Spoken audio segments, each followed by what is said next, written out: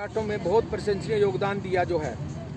जब भारतीयों को अपनी गौरवमय प्राचीन सभ्यता और संस्कृति के बारे में जानकारी प्राप्त हुई तो उनमें हीनता की भावना लुप्त हो गई जो है, और अपने देश पर गर्व करने लगे और कहने लगे कि हम भी जो है अंग्रेजों को यहाँ से खदेड़ेंगे जो है। तो राष्ट्रीय चेतना आपके अंदर विचारों के द्वारा, लेखों के द्वारा और राष्ट्रभक्ति के गीतों के द्वारा, इन सब से जब आपके अंदर चेतना ही नहीं आएगी, आपको अपने अधिकारों के बारे में नहीं पता होगा, तो आप कैसे जो है अपने आगे बढ़ोगे जो है। तो इन सारे चीज़ों ने मिलके, चाहे राष्ट्रीय आंदोलन किस ने बलवती किया, भारतीयों के अतीत की खोज, धार्मिक सुधार आंदोलन और प्रेस, साहित्य, पश्चिमी शिक्षा, इन सब ने इकट्ठा मिलके एक जो है भारतीयों को एकजुट किया और उनमें जो है एक राष्ट्रीयता की भावना को बलवती किया। जो जातीय भेदभाव,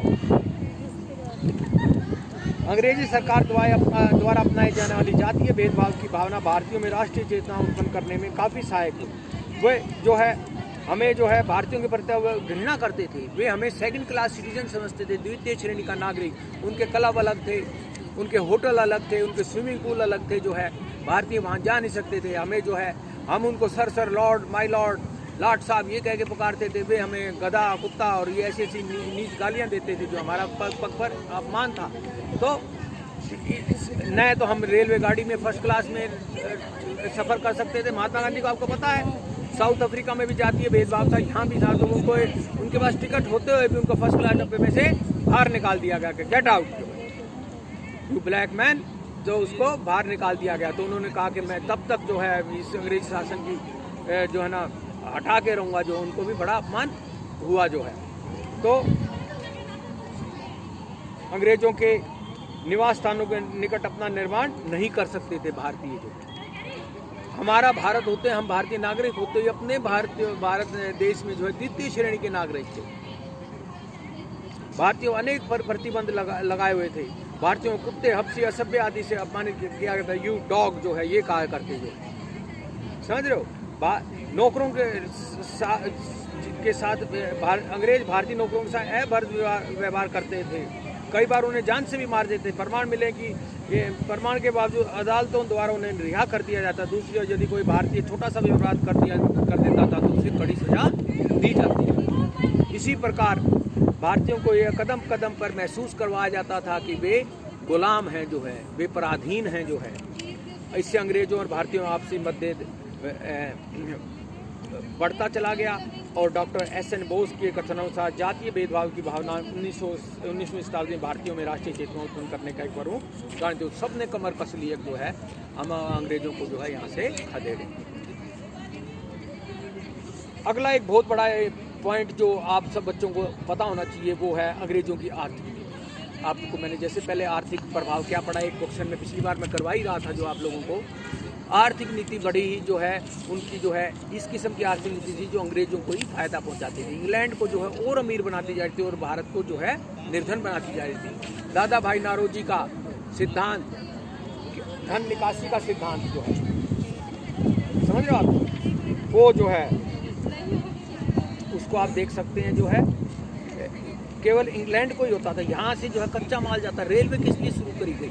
रेलवे से मैंने उस दिन बताया था आपको विस्तार पूर्वक, पता है आपको कि रेलवे ताकि यहाँ से कच्चा माल जा सके, गाँव तक, छोटे छोटे कस्बों तक रेलवे पहुँच गई जो है, और वो पोर्टों तक जाती थी, बंदरगाहों तक जाती थी ताकि कच्चा माल कपास हो गई तो लेके और वहाँ इंग्लैंड से बना हुआ माल जो है आता था।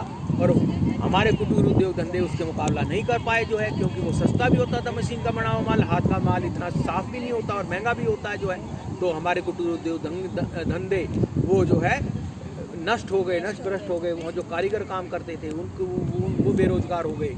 कृषि में ज़्यादा बोझ बढ़ गया। अब लोग कहाँ जाएँ तो कृषि करने लग गए, तो उससे भुखमरी पैदा हो गई, जो अकाल पैदा हो गए। जो ये अकाल भी अंग्रेज़ों की देन थे जो है। और जो है और यहाँ से जो कच्चा माल जो है यहाँ से बड़े सस्ते माल पर जाता था और वो जो बन के आता था बड़े महंगे माल रेट पर लेते थे जो है। और वो फ्री ट्रेड कर रखा था, उन पे कोई टैक्स नहीं लगता था उनका जब माल आता था। और हम यहाँ से कुछ बेचते तो हमारे टैक्स लगता था बहुत ज़्यादा। तो दमनकारी शोषणकारी नीतियों के कारण जो है हमारा जो है सोने की चिड़िया जो कहलाता था वो आजकल आप मैंने पहले ही बताया मिट्टी की चिड़िया बन के रह गया जो है। और जो है और असंतोष फैला आर्थिक नीतियों से भारतीय दिन प्रतिदिन गरीब होता गया और उन्होंने अंग्रेजों को बाहर निकालने के लिए अपने कमर कस ली। अगला है 7वां यातायात तथा संचार के साधन जो है। अंग्रेजों के आने से पहले यहाँ यातायात और संचार के साधन नहीं थे जो है, यहाँ बैलगाड़ी घोड़ा गाड़ी इन्हीं से चलते थे जो है, आप समझे, रथों से जो है। परिणाम स्वरूप लोगों में स्थापित जातीय भावनाएं क्रांतिकारी परिवर्तन आया। रेलें चलाई और सड़कों का जाल बिछाया अंग्रेजों ने। ये नहीं कि उन लोगों की भलाई करने के लिए था, उन्होंने अपनी कहीं विद्रोह हो गया तो सड़कें होनी चाहिए ताकि हमारी सेना पहुंच सके, कच्चा माल हमें मिल सके फैक्ट्रियों के लिए, तो इस करके उन्होंने कोई लोगों की भलाई के लिए नहीं बनाई उन्होंने सड़कें, उन्होंने अपने उद्देश्य के लिए बनाई जो है, ताकि हम जो इनका और आर्थिक जो है शोषण कर सकें। देश में डाक तथा तार घरों की स्थापना की गई जो है, भारतीयों के अपने हितों के लिए करा था इन्होंने, किंतु इसका एक प्रभाव ये भी पड़ा कि ये भारतीयों के लिए वरदान सिद्ध हुई। भिन्न भिन्न प्रांत के लोग अब इकट्ठे होने लगे। पहले सड़क की कितने कितने दिनों में पहुंचते, अब सड़क और तार और उससे जानकारी होने लगी उस प्रांत में क्या हो रहा है, तो आपस में लोग मिलने लगे। राष्ट्रीयता की भावना बलवती हो गई। राष्ट्रीय पंजाब वाले कर्नाटक वालों से मिलने लगे, यूपी वालों से मिलने लगे, तो सबकी समस्या एक ही थी। सब कहने लगे कि जो हमारा तो शोषण हो रहा है, ये हमारी जो है बड़ी बदहाली हो रही है, तो अंग्रेजों को उन्होंने निकालने का अपने जो है प्रयास और ज़्यादा शुरू कर दिया जो है। तो आवागमन और संचार के साधनों से एक दूसरे से मेल मिलाप हो चुका हमारा, और इस वजह से जो है लोगों में जागृति है, इस लोग इकट्ठे हो गए जो है, और इस वजह से भी जो है राष्ट्रीय चेतना का विकास हुआ। अगला है भारत की राजनीतिक और प्रशासनिक एकता। पहले जो अंग्रेजों के आने से पहले देश जो है छोटे छोटे रजवाड़ों में, राजघरानों में बटा हुआ था। कदम कदम पे कानून बदल जाता था, थोड़ी सी उस पे जो है ये कानून है, इस रजवाड़े का ये कानून है, जयपुर का अलग है, कोटा का अलग है, उदयपुर का अलग है, झांसी का कानून अलग है। कानून भी एक नहीं था। आपसी लड़ाइयाँ चलती रहती थी, रजवाड़े आपस में लड़ते रहे। अंग्रेजों ने समस्त भारत में जाकर एक इकाई में खो दिया, संपूर्ण भारत में एक जैसा कानून बन गया जो है। अब आप यहाँ हरियाणा में हरियाणा कानून अलग, दिल्ली का अलग, तो कितनी वो हो जाएगा जो है। तो कानून एक ही होता है जो है, और अंग्रेजों ने करा। प्रांतीय सरकार और केंद्रीय सरकार के अधीन कर भारतीय सिविल सेवा में संबंधित कर्मचारियों को एक प्रांत से दूसरे प्रांत में तबादला किया जा सके। इसका महत्वपूर्ण परिणाम यह निकला कि धीरे धीरे सभी भारतवासी अपने आप को एक समझने लगे कि भारत एक है जो है। इससे राष्ट्रीय एकता को बल मिला। 9वां पॉइंट है भारतीयों को उच्च पदवियों से वंचित रखने की नीति। उन्होंने एक नीति ये भी अपनाई कि उच्च पदों पे तो सिर्फ अंग्रेज ही बैठेगा, जो ऑफिसर जो क्लास है जो है, और आर्मी में भी सिर्फ सूबेदार से ऊपर भारतीय नहीं पहुंच सकता था, ऑफिसर तो बन ही नहीं सकता था। तो 1800 पढ़े लिखे लोगों में जो है ये बड़ी जो है बात, ये जो है दिल घर गई, वो उनके दिल में पड़ गई कि हम तो जो है चाहे कितना ही पढ़ लें, हम तो अफसर बन ही नहीं सकते हैं जो है। तो वो भी जो है उन्होंने भी कमर कस ली। 1833 के चार्टर एक्ट और 1858 के घोषणा के द्वारा महारानी विक्टोरिया ने ये विश्वास दिलाया कि भारतीयों को उच्च पदों पर भी नियुक्त किया जाएगा। उनके साथ किसी प्रकार की नस्ल और जाति और रंग की भेदभाव नहीं, के परंतु क्रियात्मक रूप देने में सरकार विफल रही। कहने को हो गया कि सबको बराबर उच्च पदों पर भारतीय को देख के, तो किसी को नहीं दिया गया, और इसके द्वारा सरकारी कागजों तक ही ये सीमित रह गई बात जो है।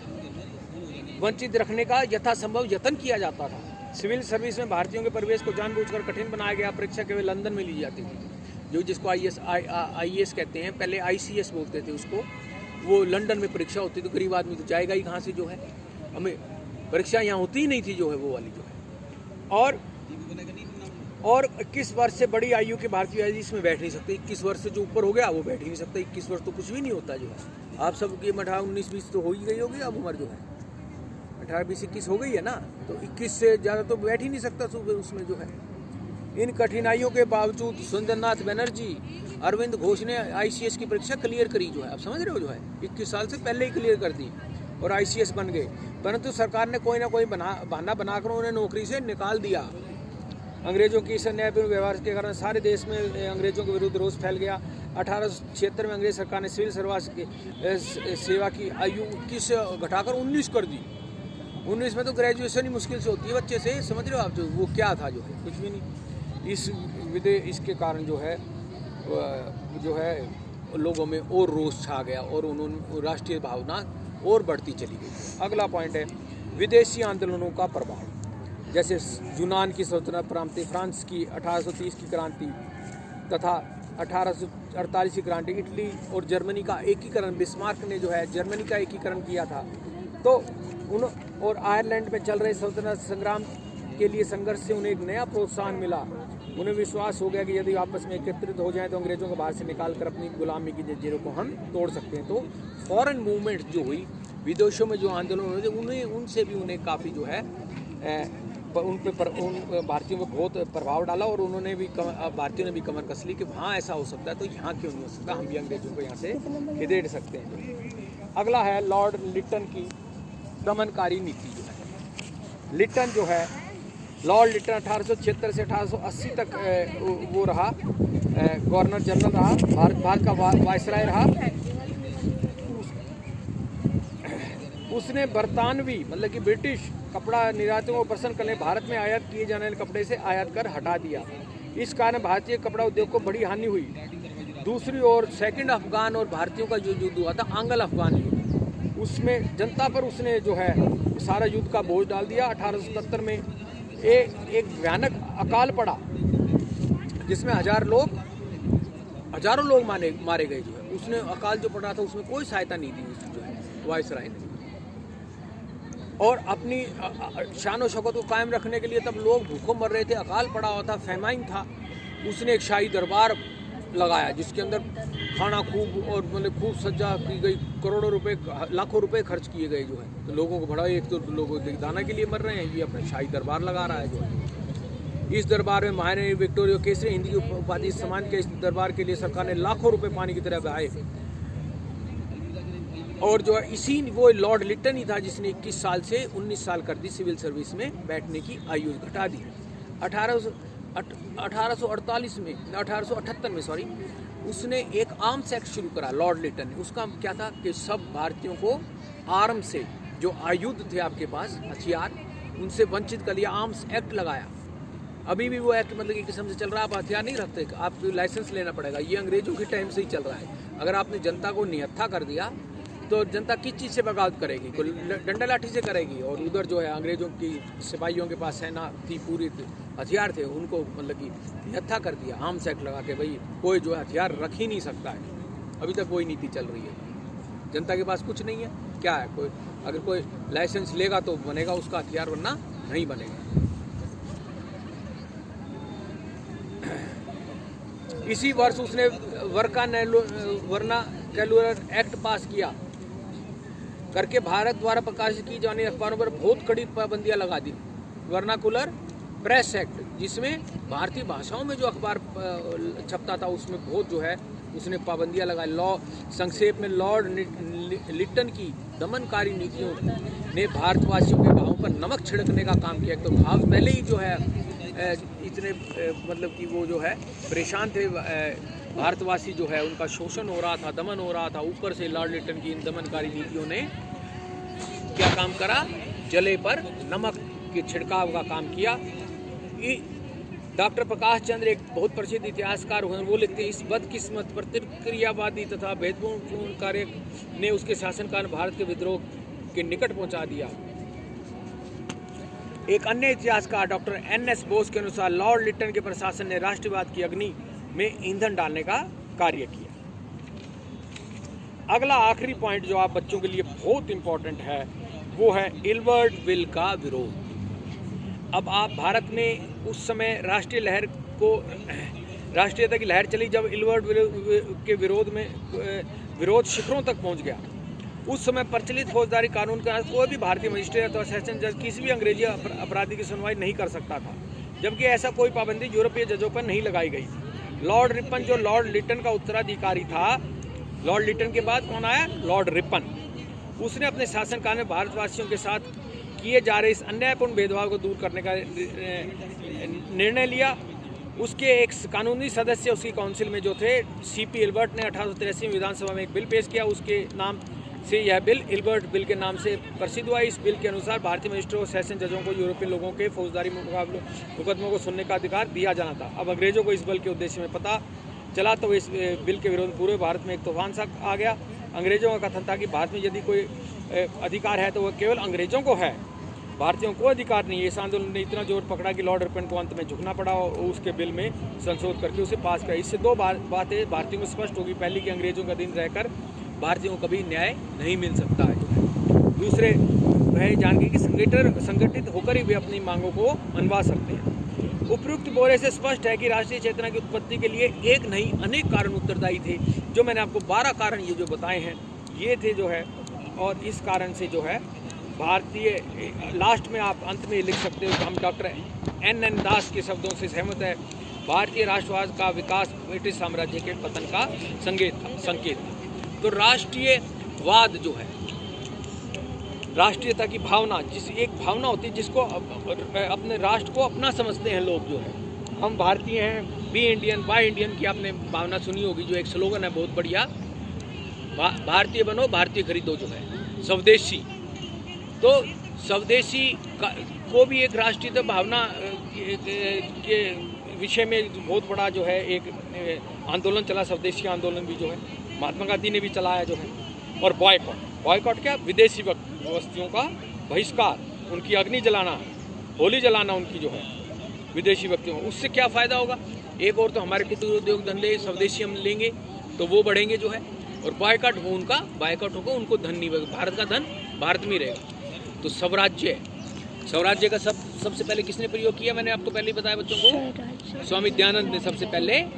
चाहे उनकी एक बहुत प्रसिद्ध पंक्ति है कि स्वराज्य मेरा जन्म सिद्ध अधिकार है, तो बाल गंगाधर तिलक का नारा है, मैं इसे लेकर रहूँगा, ये पूरा ये है, स्वराज्य मेरा जन्म सिद्ध अधिकार है, मैं इसे लेकर रहूँगा, ये बाल गंगाधर तिलक का है। किंतु स्वामी दयानंद की हम बात कर रहे हैं। स्वामी दयानंद जो धार्मिक सुधार आंदोलन के एक नेता थे, जिन्होंने आर्य समाज की स्थापना की मुंबई में, उनका एक बहुत बड़ा नारा था कि एक पंक्ति बड़ी मशहूर है उनकी, लोकप्रिय पंक्ति है कि विदेशी शासन चाहे कितना ही अच्छा हो, किंतु सब शासन का मुकाबला नहीं कर सकते। अंग्रेज कितनी अच्छी आपको नीतियां बना दें, कितना ही कुछ कर दें, किंतु जो अपना शासन है वो अपना ही शासन होता है भारतीय का। तो आपको सारे संक्षेप में अब आपको मैं बताऊं, जो आपको जो है कई धर्म सुधार आंदोलन के जो नेता हैं उनके नाम याद आने चाहिए, जैसे राजा राम मोहन राय, ब्रह्म समाज की उन्होंने स्थापना की, सती प्रथा का जो है जो निषेध किया, अंग्रेजों ने एक कानून बनाया, उसके पीछे उस आधार किसका था? राजा राम मोहन राय का।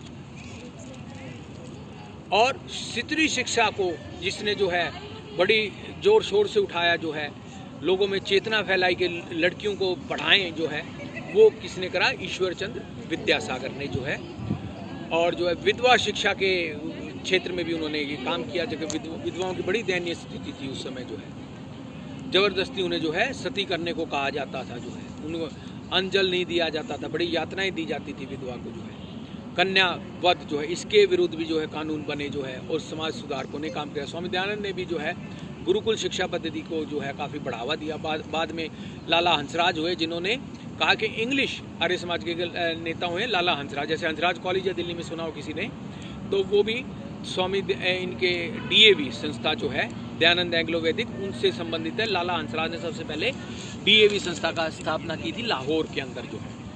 तो उसके अंदर क्या था कि इंग्लिश मीडियम भी पढ़ाया जाए, गुरुकुल भी पढ़ाया जाए, और इंग्लिश की भी जो है पाश्चात्य सभ्यता और संस्कृति के बारे में बताया जाए। तो वो मिला जुला था जो है, एंग्लो वैदिक भी पढ़ाया जा रहा है और इंग्लिश भी पढ़ाई जा रही है उसके अंदर। DAV की जो संस्था अभी तक चल रही है, DAV की संस्था जलंधर में इसका हेड ऑफिस है जो है, और दिल्ली में, और यहाँ भी DAV कॉलेज है फरीदाबाद के अंदर हमारे जो है। तो एक अच्छा जो है शिक्षा के क्षेत्र में जो है अपना बहुत योगदान दे रही है DAV संस्था जो है। तो आप सबको ये पता होना चाहिए। और आर्थिक नीति तो आपको पता ही है, उसने तो भारत को कंगाल कर दिया जो है। धन निकासी का सिद्धांत दादा भाई नारोजी का जो है शाही चूस का काम करता था ये शासन जो है भारत का जो है। यहाँ से जो भी अच्छी जो भी धन संपदा थी सारी शाही चूस का काम क्या होता है, कहीं शाही पड़ी है तो उसको चूस के दूसरी जगह जो है करते हैं। शाही गिर गई आपकी तो आप कैसे करोगे? हाथ से, उससे तो सारे लग जाएगी। वो चूस लेता था और फिर आप जहाँ डालो उसको डाल सकते। तो ऐसे जो हमारे धन साधन थे वो सारे ले जाके वो इंग्लैंड ही शायद चूस लिया यहाँ से सब कुछ और वहाँ छोड़ दिए। तो अभी तक आप देख सकते हो कि यहाँ से सब कुछ ले गए, हीरे जवाहरात और दुर्लभ मूर्तियाँ जो हमारी जो निकली जो है खुदाई के दौरान, सब कुछ उन्होंने जो है यहाँ से ले गए। हमारे धन संपदा जो, और भारत एक गरीब देश बने। कोहिनूर का हीरा जो मैंने बताया था आपको, वो अभी भी जो ब्रिटेन की रानी उसके ताज में वो शोभा पा रहा है हमारा ही जो है। यहाँ से हमारी संग्रहालय, जैसे मैंने बताया, नेशनल म्यूजियम सब बच्चों को जाना चाहिए।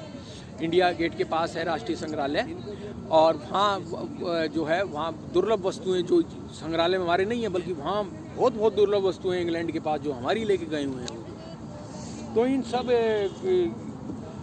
अनेक कारणों के द्वारा जो है राष्ट्रीय आंदोलन का उत्थान हुआ और लोग एकजुट हुए, और उसी का परिणाम था कि लोगों में जैसे चेतना आई, जागृति आई, आत्मविश्वास बढ़ा, आपस में भाईचारा बढ़ा, एकजुट हुए और उन्होंने अंग्रेजी शासन को खदेड़ा। उसके अंदर योगदान तो बहुत लोगों का है।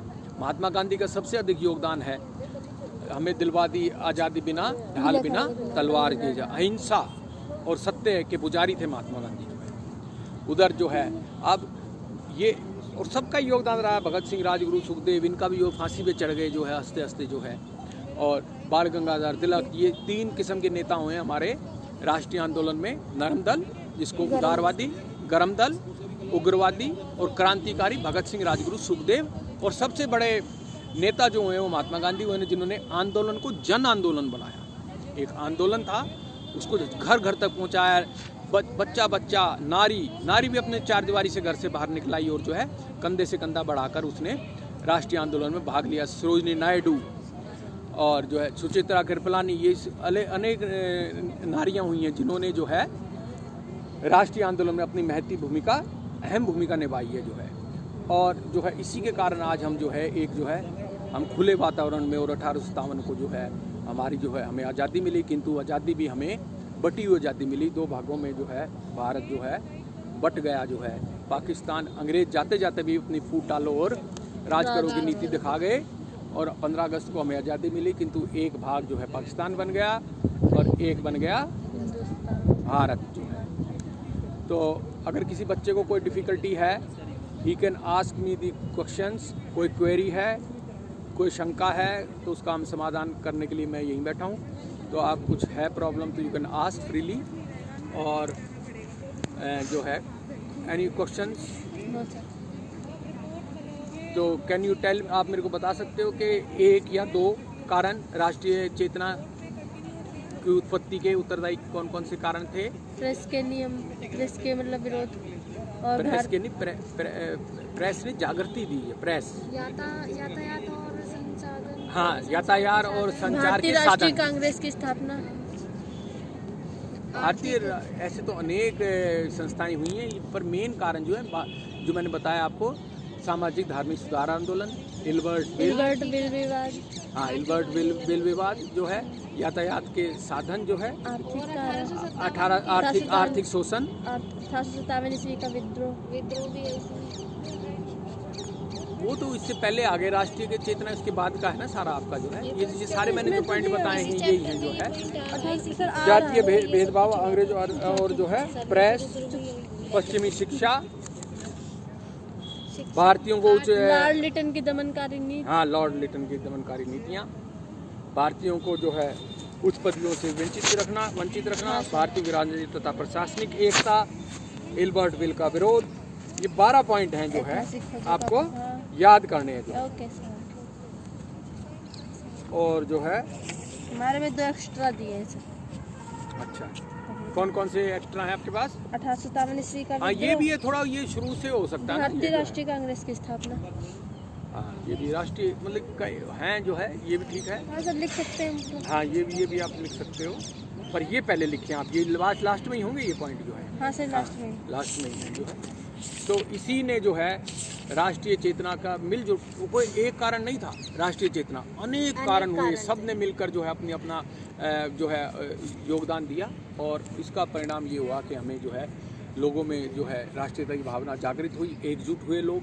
अब पता चल सका अपने अधिकारों के बारे में कि हमारा शोषण हो रहा है, और उन्होंने जो है ये जो है अब बाद में अंग्रेज़ों को हमारे सामने झुकना पड़ा, और हमें जो है आज़ादी प्राप्त हुई 15 अगस्त 1947 को रात को 12 बजे जो है लाल किले पर झंडा लहराया गया जो है। और हमारे प्रथम प्रधानमंत्री पंडित जवाहरलाल नेहरू ने ये झंडा लहराया। और मेरे ख्याल से अब कोई किसी बच्चे की कोई प्रॉब्लम तो नहीं है। फिर भी कोई प्रॉब्लम हो तो you can ask me tomorrow also जो है, we will be having class tomorrow, कि नहीं नेक्स्ट वीक में भी हैविंग क्लास, वेडनेसडे को जो है। और आगे का आप जो है इससे आगे का एक जो है और अगला लेसन जो है वो पढ़ के आए। जो है अगला हम जो है राष्ट्रीय आंदोलन में महात्मा गांधी की क्या भूमिका रही है, इसके ऊपर जो है एक लेक्चर आपको जो है देंगे। जो है उसको पहले घर से पढ़ के आए। हाँ, भारतीय राष्ट्रीय कांग्रेस का राष्ट्रीय मुक्ति आंदोलन और महात्मा गांधी का योगदान क्या रहा है भारतीय राष्ट्रीय आंदोलन में, क्या भूमिका रही है उनकी, ये आपको जो है ये पूरा करना पड़ेगा। सब बच्चे अब जो है